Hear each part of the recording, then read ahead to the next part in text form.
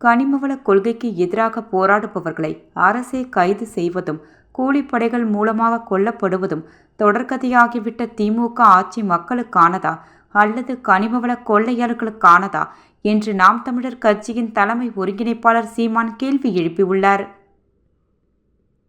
புதுக்கோட்டை மாவட்டம் திருமயத்தை சேர்ந்த சமூக ஆர்வலரும் ஆமச்சூர் கபடி கழக செயலாளருமான சகோதரர் ஜகபர் அலி கனிமவள கொள்ளையர்களால் படுகொலை செய்யப்பட்டுள்ளது வன்மையாக கண்டனத்துக்குரியது.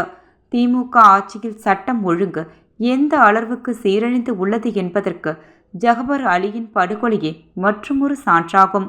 தமிழகத்தில் திமுக ஆட்சி பொறுப்பேற்ற கடந்த 4 ஆண்டுகளில் கொலை, கொள்ளை, பாலியல் வன்கொடுமை ஆகியவை நடைபெறாத நாட்களே இல்லை என்ற அளவிற்கு சட்ட ஒழுங்கு முழு மூச்சாக சீரழிந்து உள்ளது. திமுக ஆட்சியில் தமிழகம் கடன் வாங்குவதிலும், கள்ள சாராயம் விற்பனையிலும், கட்டுக்கடங்காத கஞ்சா புழக்கத்திலும், டாஸ்மாக் மது விற்பனையிலும், அதன் காரணமாக நிகழும் சாலை விபத்துகளிலும் தான் இந்தியாவிலேயே முதன்மை மாநிலமாக மாறி நிற்கிறது. திமுக ஆட்சியில் பெண்கள், குழந்தைகள் முதல் அரசியல் தலைவர்கள், சமூக ஆர்வலர்கள், வழக்கறிஞர்கள், மருத்துவர்கள், ஏன் தமிழக காவல்துறையினருக்கே பாதுகாப்பு இல்லாத கொடுஞ்சூழல் நிலவுவதுதான் பெருங்கொடுமை. கடந்த 2023ஆம் ஆண்டு மணற் கொள்கையை தடுக்க முயன்ற தூத்துக்குடி மாவட்டம் முரப்பநாடு கோவில்பத்து கிராம நிர்வாக அலுவலர் லூர்து பிரான்சிஸ் அரசு அலுவலகத்திலேயே மணற் கொள்ளையர்களால் வெட்டி கொல்லப்பட்டது.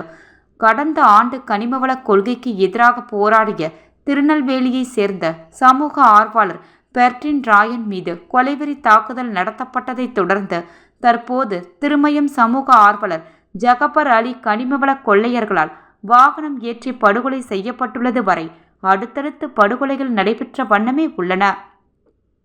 சமூக அவலங்களுக்கு எதிராக சட்ட போராட்டம் நடத்தும் சமூக ஆர்வலருக்கே பாதுகாப்பு இல்லை என்றால் திமுக ஆட்சியில் சாமானிய மக்களின் நிலை என்ன?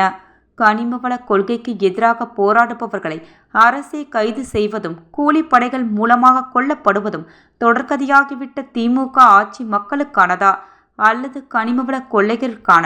அரசு அலுவலர் முதல் சமூக ஆர்வலர்கள் வரை உண்மையும் நேர்மையும் மக்களுக்கும் மண்ணிற்கும் போராடும் போராளிகள் கொல்லப்படுவதுதான் திராவிட மாடலா என்ற கேள்வி எழுகிறது.